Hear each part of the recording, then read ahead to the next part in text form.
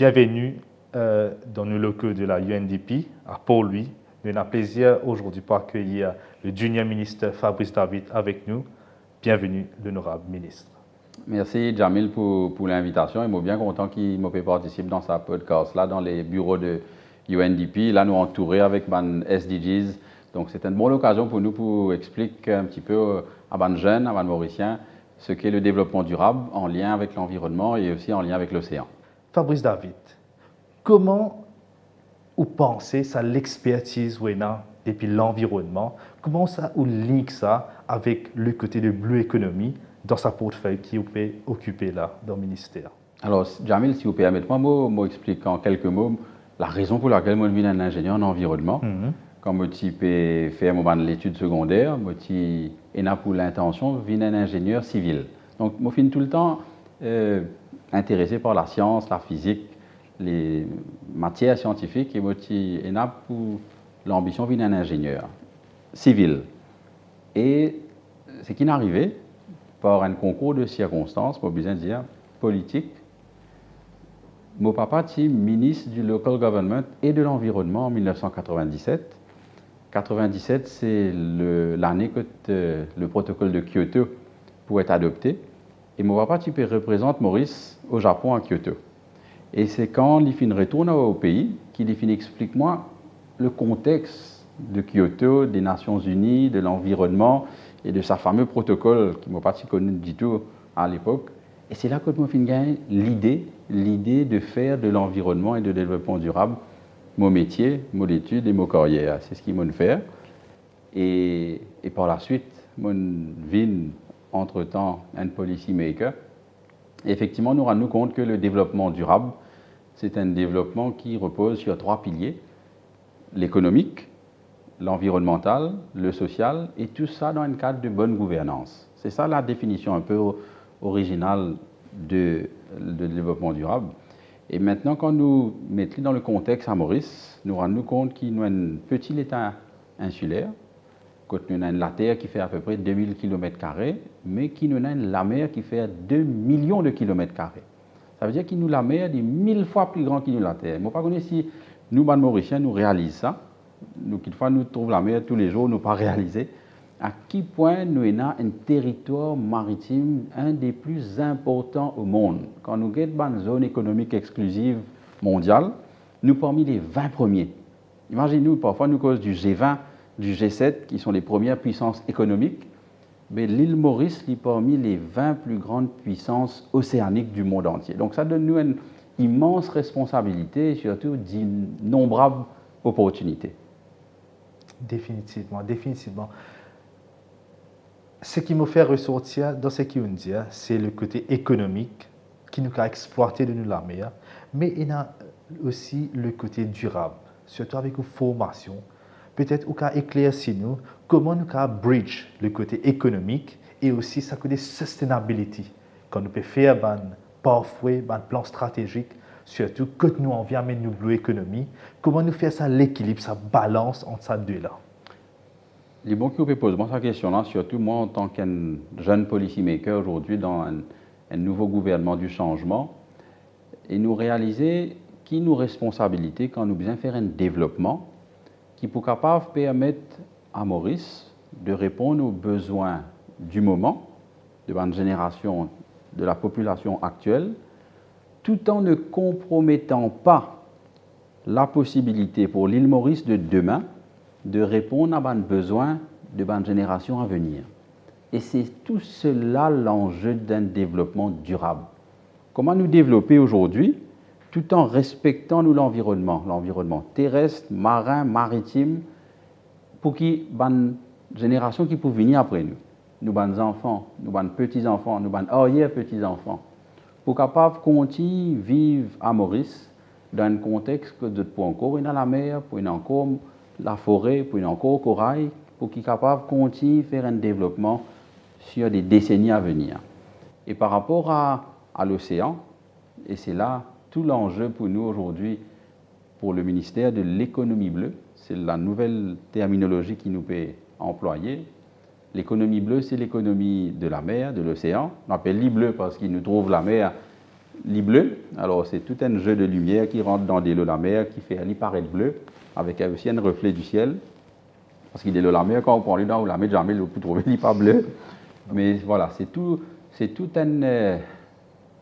une ambition océanique pour le pays, que nous envisage pour mettre en place une nouvelle activité maritime océanique qui peut amener développement, qui peut amener croissance économique, qui peut amener prospérité, mais dans un contexte de durabilité. C'est-à-dire nous pas pour prendre plus ce qui nous besoin et surtout plus ce qui la nature et la mer peuvent régénérer. Et au contraire, nous pouvons besoin conserver, préserver et peut-être générer nous-mêmes, régénérer. Et nous cause maintenant de plus en plus d'un nouveau concept qui nous appelle l'économie bleue régénérative. Comment nous pas exploiter, nous pas protéger, mais nous aussi régénérer. Peut-être Oukav partage un peu un projet qui nous peut faire dans sa côté l'économie régénérative qu'on nous cause l'océan et l'économie bleue. La conservation, la restauration sont au cœur du développement du ministère de l'économie bleue.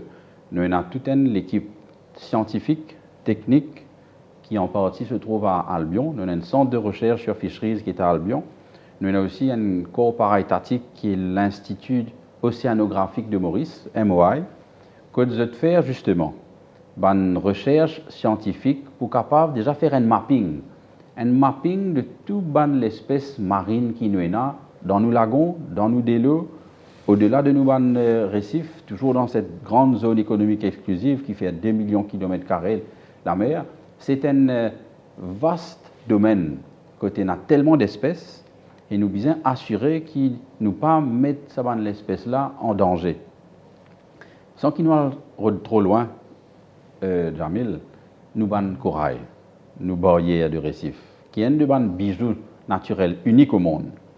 Mais ce qui ne m'a pas connu si la population mauricienne réalisait que presque 80% de nos bandes de corail autour du pays finissent morts. Pas peut régénérer, pas peut vivre. 80% réalisé qui était ça danger-là pour nous. C'est beaucoup. C'est énorme. Donc, un de nos projets, c'est précisément pour réhabiliter corail. Corail autour du pays. Et pour ça, il y a plusieurs techniques. Nous avons servi jusqu'à présent une technique par fragmentation. On sent qu'il nous rentre dans un détail trop technique pour les gens qui pourraient écouter nous. Nous pouvons étudier plusieurs techniques pour capable faire revivre le corail. Il y a une façon que nous casser, nous replanter le corail là. Il y a une autre façon que nous développons un nouveau corail, un bébé corail, si je peux dire. Nous reproduire en laboratoire certaines familles de corail. Et là, nous mettons dans la mer pour qu'ils poussent, ils grandissent, ils deviennent une nouvelle barrière de corail. Donc, ne serait-ce que sur le corail, qui est un de nos écosystèmes marins, ben nous pouvons travailler avec plusieurs techniques, avec plusieurs experts, en local et à l'international, pour capable régénérer la barrière de récifs de corail autour du pays. Fabrice David, comment écoute-tu? C'est un point bien pertinent. Souvent, des fois que nous causons l'économie bleue, on a tendance à focus sur le poisson, comment nous la pêche, et générer un revenu. Mais là, comment écoute-tu? Je trouve ça l'emphase, la protection, par exemple, de corail. Protection de l'écosystème. C'est une affaire très importante et surtout l'aspect scientifique. Et me penser, c'est surtout au background qui, comment dire, il apporte ce changement-là, sa prise de conscience qui nous préserve nos lagons. Maintenant, il y a d'autres aspects qui est bien important quand nous parlons bleu économie. Il y a un secteur en lui-même, mais il y a aussi affecté ça l'autre secteur qui est très important dans Maurice, le secteur du tourisme. Comment, ou en tant que ministre, vous faire sa relation entre nos écosystèmes marins et le côté tourisme et le développement durable? Bon, je suis Jamil qui passe 20 ans de la vie en France.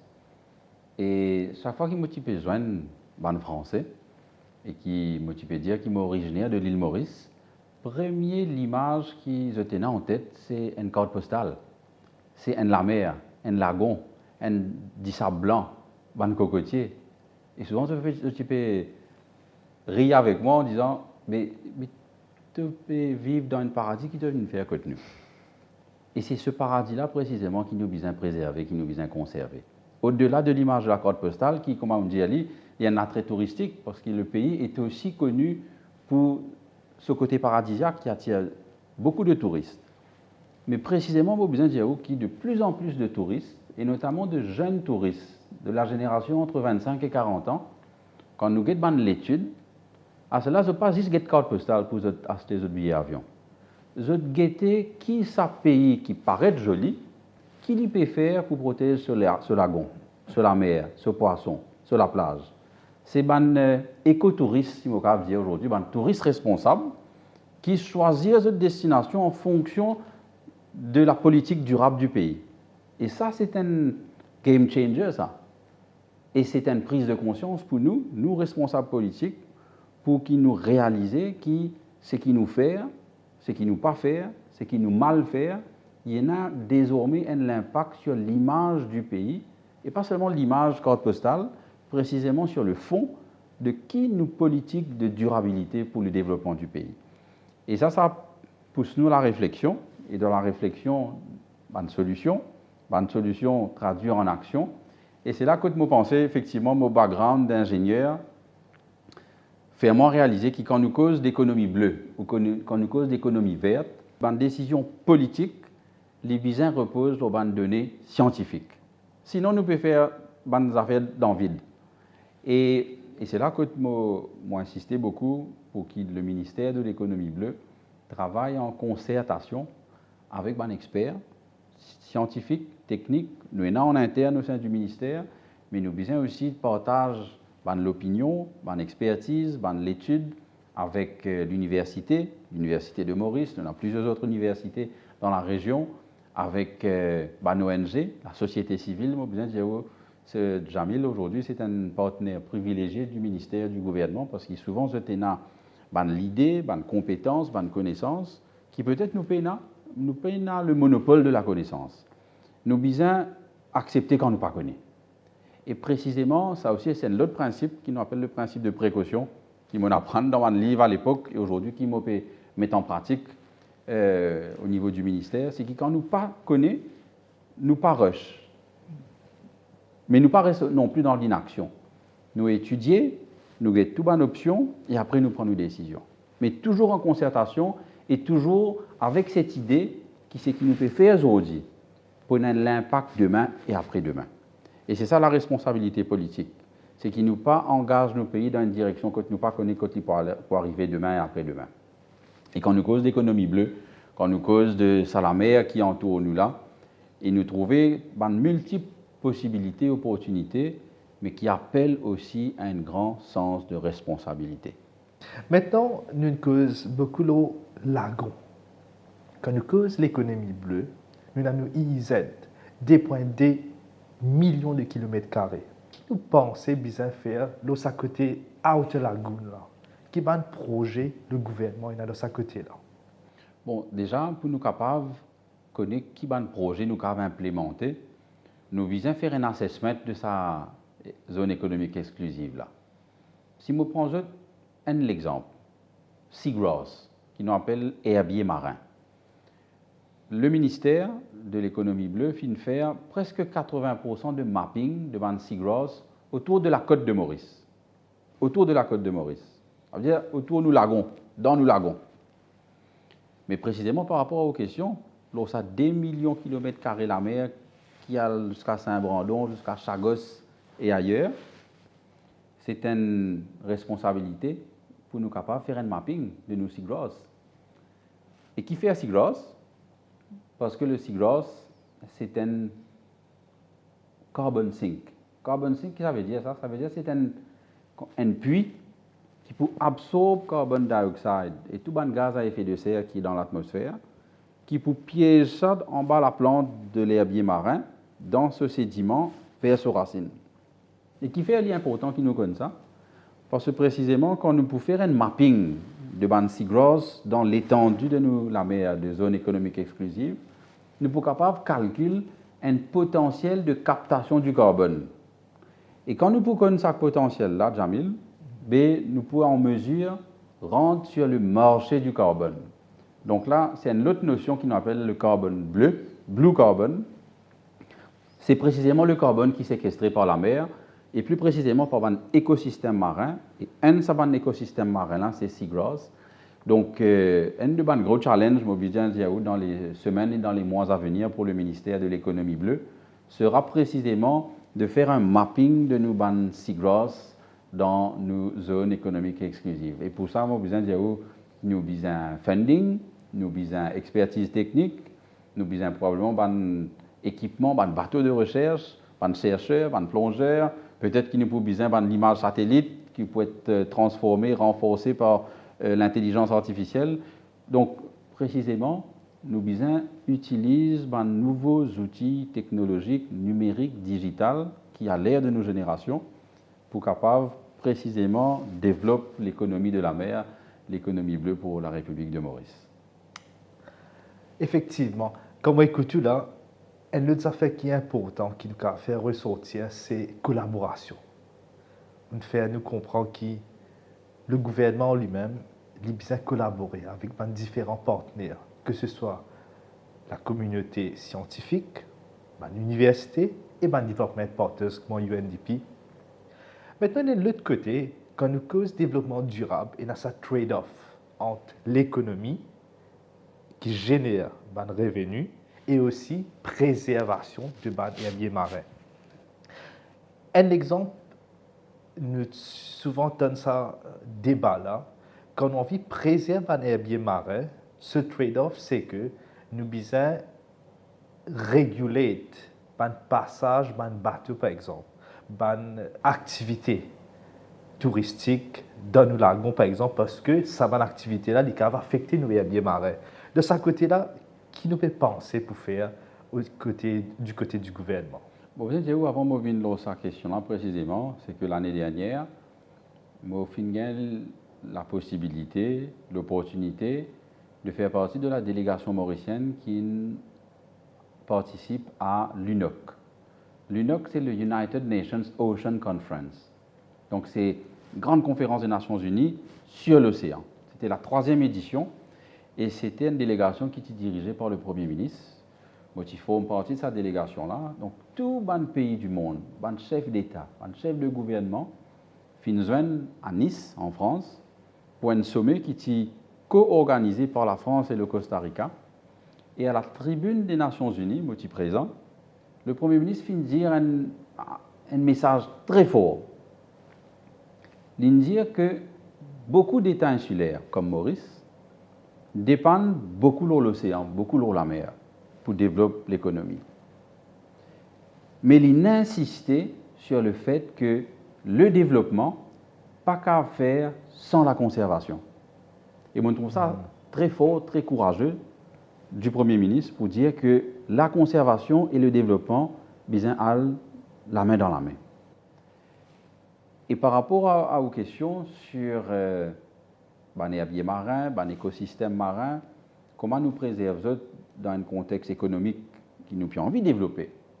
Ne pas oublier que dans le mot développement durable, il y a le mot développement. Donc, nous n'avons pas envie de faire un retour en arrière, nous avons envie de progresser, développer, amener la prospérité pour les Mauriciens et les Mauriciennes, pour les générations actuelles et pour les générations futures. Et précisément, c'est là que nous venons avec plusieurs notions, de nous une notion qui est le Marine Spatial Planning. Une planification de l'espace marin maritime que nous pouvons définir, là aussi en concertation, certains espaces avec une activité spécifique dédiée pour le tourisme, pour le transport, pour la conservation, pour le développement d'activités aquatiques, pour la biotechnologie, pour les énergies renouvelables marines. Nous avons envie de mettre en place une gestion de l'espace intelligente avec une notion de durabilité tout en étant sur un développement économique. Donc évidemment, ça demande beaucoup de concertation, beaucoup d'études et bien sûr une décision. Et la décision est en train d'arriver avec les différents stakeholders autour du ministère. Et encore une fois, moi, je veux dire que nous avons un ministère extrêmement ouvert au dialogue et parfois même à la confrontation. Sometimes you have to agree to disagree.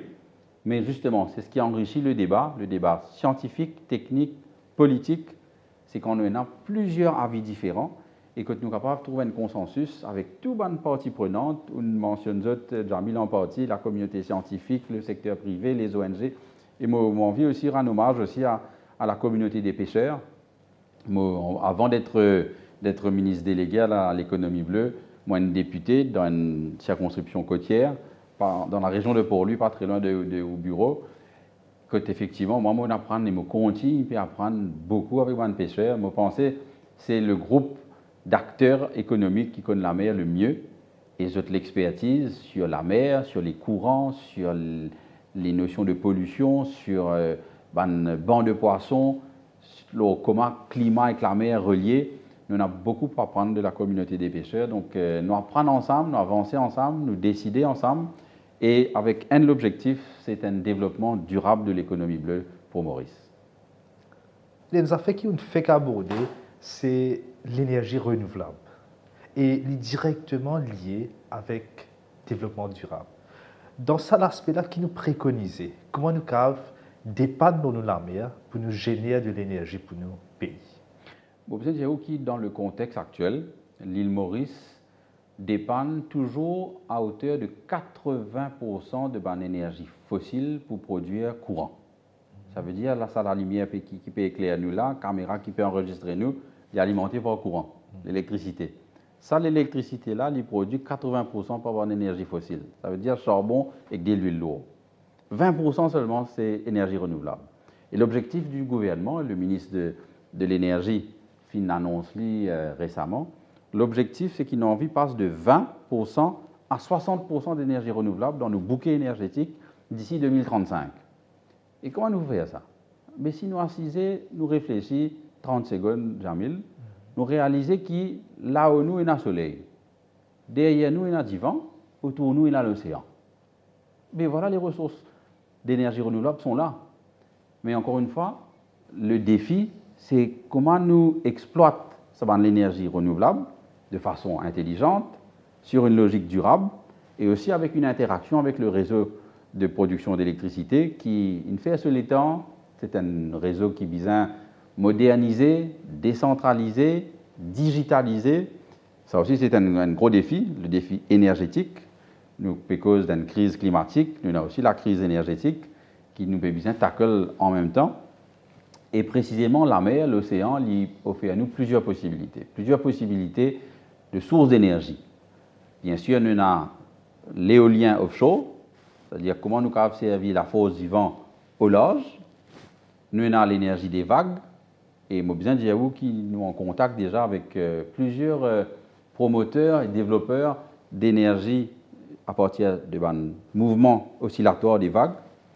Et nous avons aussi la différence de température entre la température de la mer en surface et la température de la mer dans profondeur.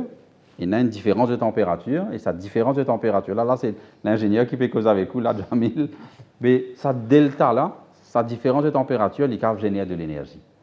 Donc, les possibilités sont multiples, mais encore une fois, nous devons faire de sorte que même quand nous pouvons produire l'énergie de la mer, nous devons faire avec une logique de conservation, de préservation et de durabilité par rapport à nos ressources marines et aquatiques. Et il y a aussi ça l'aspect que nous, comme écoutons, du temps de qui la mer nous a servi pour sécurité alimentaire. Il y a des poissons qui est une source de protéines pour la population.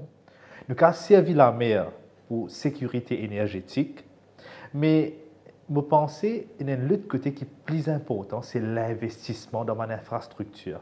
Tout ça, un type d'énergie renouvelable qui nous peut causer là, il demande beaucoup d'investissement.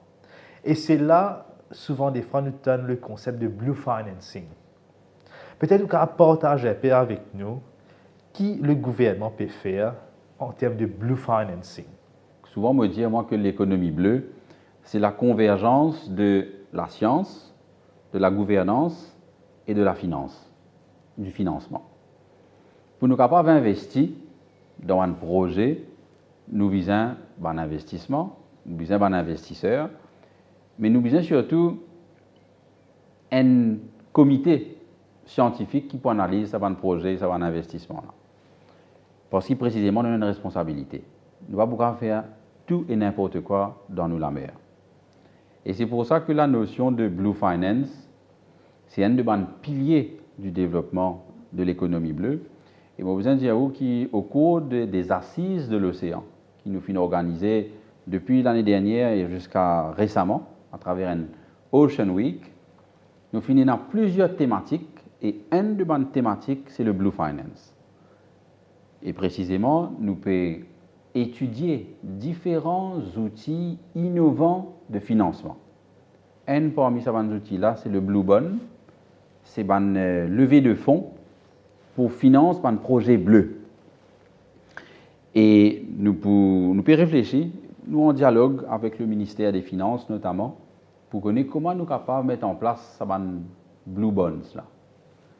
Et nous avons aussi le projet d'un Blue Finance Hub à Maurice. Maurice a une grande particularité, c'est qu'il nous a un secteur financier stable, robuste et qui a une référence dans la région et pour le monde entier. Donc, dans le secteur financier qui est développé au cours des dernières décennies, nous avons envie de rajouter une composante bleue dans ce secteur financier-là. Évidemment, nous sommes en contact aussi avec organes de régulation financière à Maurice pour qu'ils nous assurent que tout cela se fait dans un cadre de bonne gouvernance.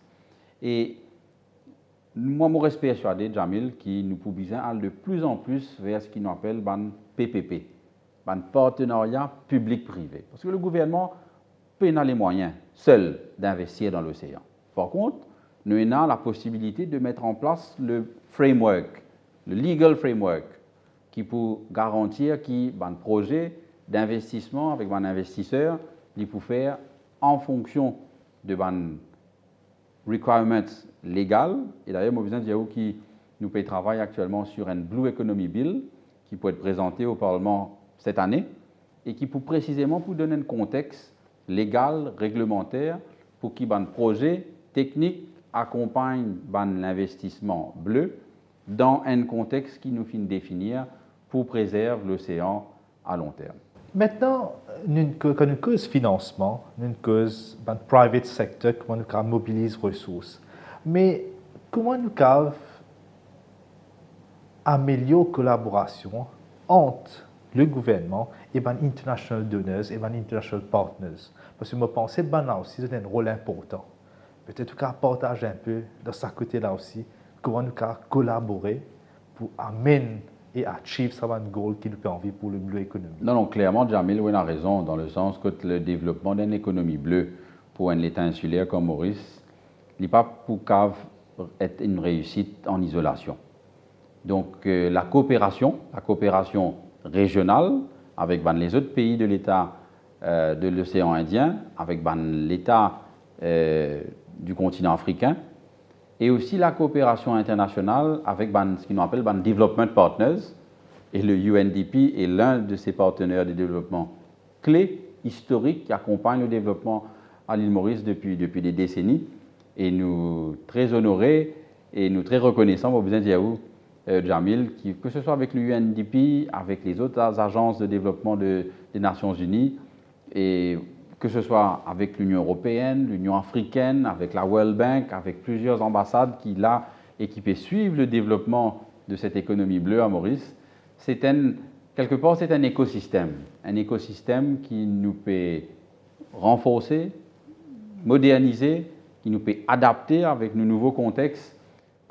Évidemment, plusieurs stakeholders la bienvenue pour rentrer dans sa grande chaîne de l'économie bleue mauricienne. Et je n'ai aucun doute qu'il y a la place pour tous les development partners.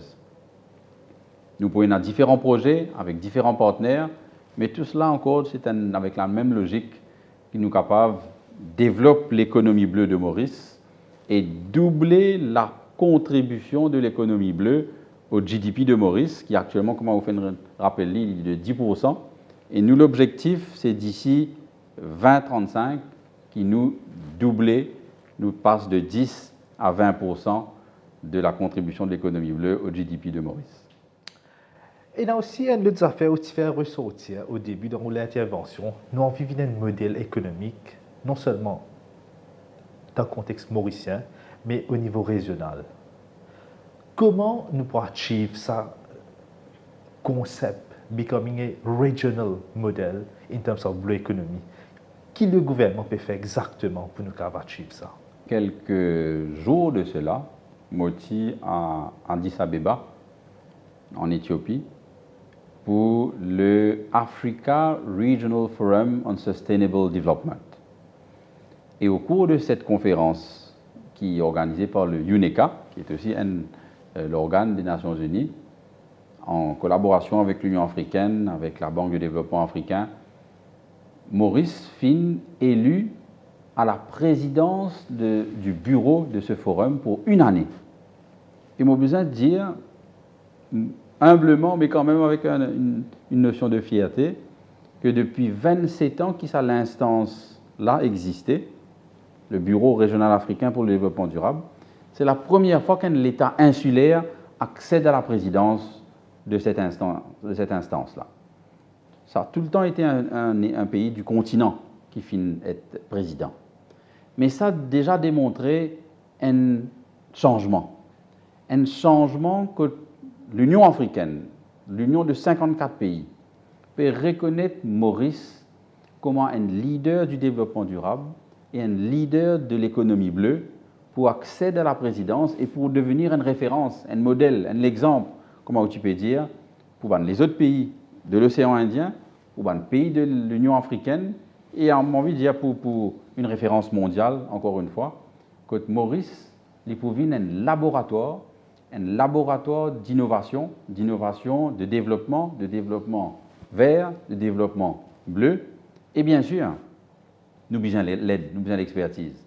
Nous avons, tout en étant ambitieux, avoir l'humilité. L'humilité de nos capacités, mais précisément, c'est avec l'entraide, avec l'aide des partenaires de développement, avec l'aide de les autres, l'île de l'océan Indien.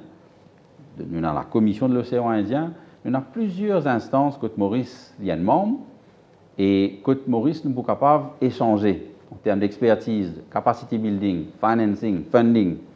Et encore une fois, Maurice, nous avons un petit État insulaire, mais nous avons l'ambition pour être perçu comme un big ocean state. Ça fait réfléchir à ce que peut représenter l'île Maurice pour les autres pays de la zone de l'océan Indien, pour la zone Afrique. Et encore une fois, je me rappelle nous parmi les 20 plus grandes puissances océaniques. Donc c'est une responsabilité, c'est aussi une opportunité pour positionner Maurice sur la map mondiale. Peut-être dans un mot simple, si au cas dire nous, dans 20 ans, que nous trouve Maurice? Bon, moi j'espérais qu'il dans 20 ans, beaucoup toujours dans les parages, même si on n'est plus peut-être pour intervenir peut-être comme un membre du gouvernement, mais pourquoi pas, l'avenir nous le dira. En tout cas, pour mon pays, moi en tant qu'un jeune professionnel qui passe précisément 20 ans à l'extérieur, moi retourne au pays pour contribuer à ce développement durable du pays. Et dans 20 ans, les jeunes d'aujourd'hui, pour les professionnels, les scientifiques d'aujourd'hui pour encore plus d'expérience.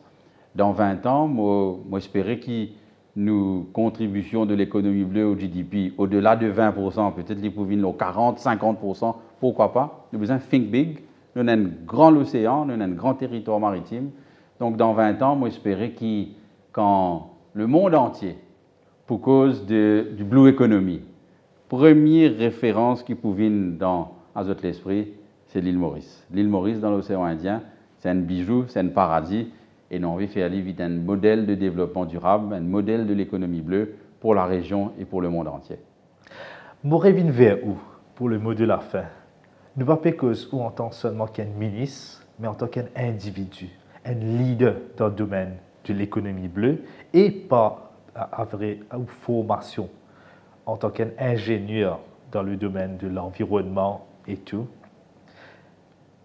Qui vous pensez aux responsabilités pour nous assurer que nous achievons ce côté sustainable modèle qui nous envie dans l'économie bleue?